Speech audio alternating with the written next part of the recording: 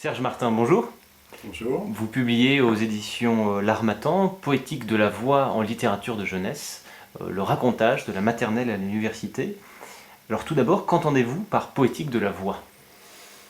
Ouais, effectivement, c'est une bonne question puisque c'est le titre de l'ouvrage. J'entends par poétique de la voix l'intérêt que le lecteur peut porter en littérature tout simplement à la voix. Mais la voix, pas seulement la voix de l'auteur, pas seulement la voix qui peut répondre, celle du lecteur qui répondrait à l'auteur, mais celle qui passe d'une certaine façon de l'auteur au lecteur, ou on peut dire aussi du narrateur à celui qui écoute l'histoire, c'est-à-dire cette voix qui est dans l'écriture, dans la lecture, et qui est un passage d'expérience, qui est un passage de vie, de mode d'entente, de mode de voir, de suivre le monde, de le comprendre.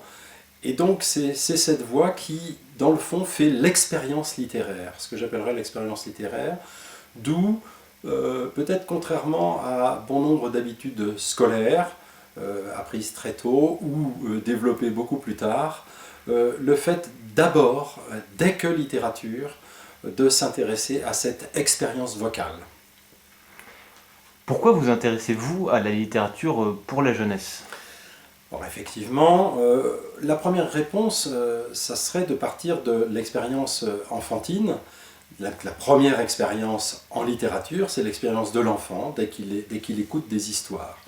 Et l'école aurait trop vite fait de passer sur cette expérience première, d'ailleurs à laquelle beaucoup d'écrivains attachent beaucoup d'importance dans leurs souvenirs ou dans leurs écrits ultérieurs. Cette expérience, elle est fondatrice d'abord, et ensuite elle est extrêmement importante. Or, l'école, souvent, l'oublie. Alors, c'est la première raison de mon intérêt pour la littérature de jeunesse. Cette littérature s'est considérablement développée dans ces 40 dernières années. L'institution scolaire maintenant en fait cas, d'une part pour les enfants, dans le jeune âge, pas encore vraiment au lycée par exemple, mais à l'université on a des enseignements de littérature pour la jeunesse. Donc je m'intéresse à cette littérature à cause de cette expérience enfantine, mais aussi parce que maintenant c'est une littérature qui est considérée à l'égal des autres littératures, elle n'est plus marginale, et aussi peut-être qu'en s'intéressant à cette littérature qui a été très longtemps marginale, c'est tout simplement le moyen aussi d'ouvrir à toute la littérature, à toutes les expériences littéraires, mais en partant de la première, l'expérience de l'enfant. Alors qu'est-ce que c'est que le racontage qui est mentionné dans le sous-titre de votre ouvrage et pourquoi cette référence à Walter Benjamin? Alors, effectivement, c'est un terme qu'on peut dire assez inusité en français, qui fait penser à un terme assez péjoratif, racontard, mais le racontage, ce ne sont pas des racontards.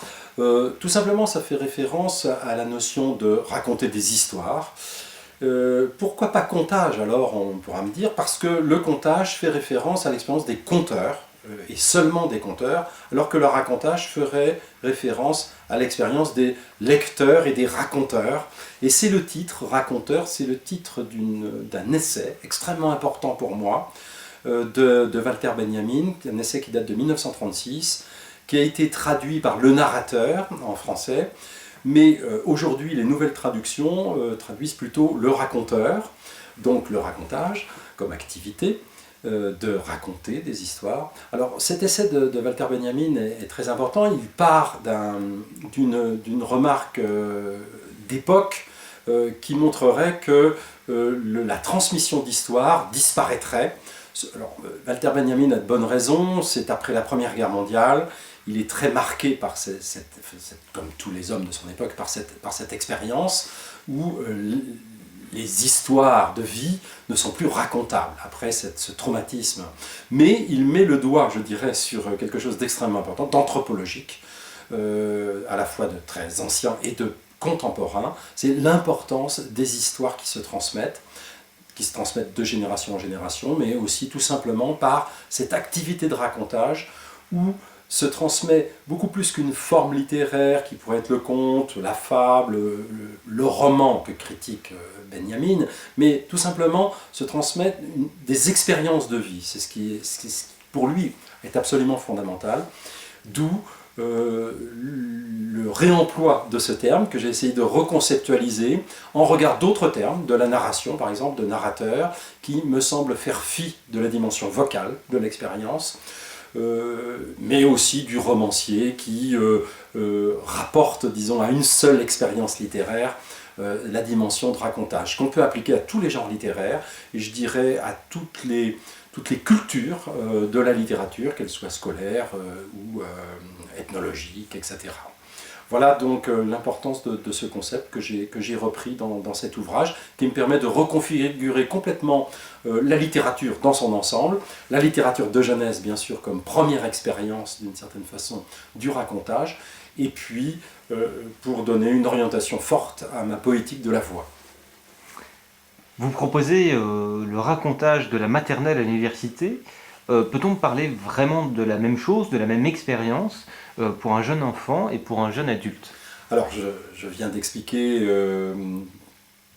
que pour cette poétique de la voix, je m'appuyais sur l'expérience enfantine, donc il faut partir de l'école maternelle, puisque cet ouvrage a quand même une vocation de réflexion concernant la didactique de la littérature, et un enseignement de la littérature commence à l'école maternelle par ses premières expériences, mais se poursuit donc tout au long du cursus scolaire. Je reprends ce slogan de la maternelle à l'université parce que j'ai été longtemps engagé dans une association, l'Association française des enseignants de français, avec sa revue Le français aujourd'hui, qui a comme sous-titre « Le français aujourd'hui de la maternelle à l'université ».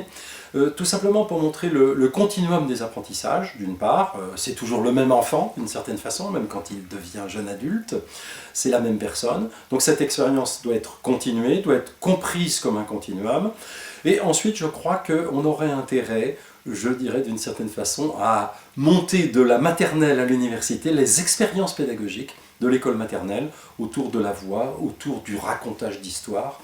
Et je suis maintenant enseignant à l'université. J'ai été longtemps formateur d'enseignants, c'est la raison aussi, je dirais, de ce titre, et principalement formateur d'enseignants de l'école primaire, et donc maternelle. Et je trouve que ce qu'on enseigne, ou ce qu'on essaye d'apprendre en formation d'enseignants, malgré tout ce qu'on peut dire sur la formation d'enseignants, concernant l'école primaire, peut être tout à fait valable pour je dirais la pédagogie à l'université. Et avec mes étudiants aujourd'hui, j'ai des activités qui sont assez proches de celles qu'on pourrait faire en école maternelle, en particulier concernant l'activité autour de la voix. Et ils sont tout à fait très heureux de travailler sur cette dimension de la littérature dès qu'on propose des activités d'accompagnement des œuvres littéraires.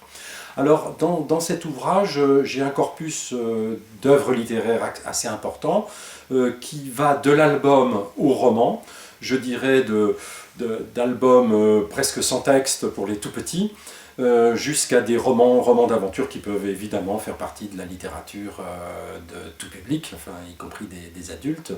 Je peux citer par exemple deux auteurs, un auteur comme Léo Lionni, qui est un grand auteur fabuliste pour les enfants, qui est très connu pour son album Petit Bleu, Petit Jaune, qui est un album pratiquement sans texte, mais qui a aussi écrit de nombreuses fables, dont des fables qui montrent de manière extraordinairement pertinente cette aventure du racontage.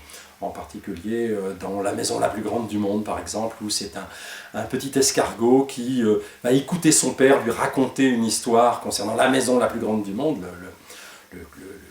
la coquille d'escargot qui va devenir un palais de fées, et puis qui va ensuite continuer à raconter cette histoire que son père lui a racontée. Jusqu'à, eh bien, par exemple, je pense à un auteur pour adultes aujourd'hui, Michel Chailloux, mais en passant par un auteur pour jeunesse, François Place, qui, eux, sont versés dans ce qu'on peut appeler le roman d'aventure. Et ce roman d'aventure, eh bien, c'est d'une certaine façon la même chose. C'est le voyage du racontage, ou le racontage du voyage, qui me semble être une dimension fondatrice de toute la littérature. Donc voilà, cet ouvrage traverse un corpus extrêmement diversifié et qui permet de décliner toutes les formes du racontage, de la maternelle à l'université.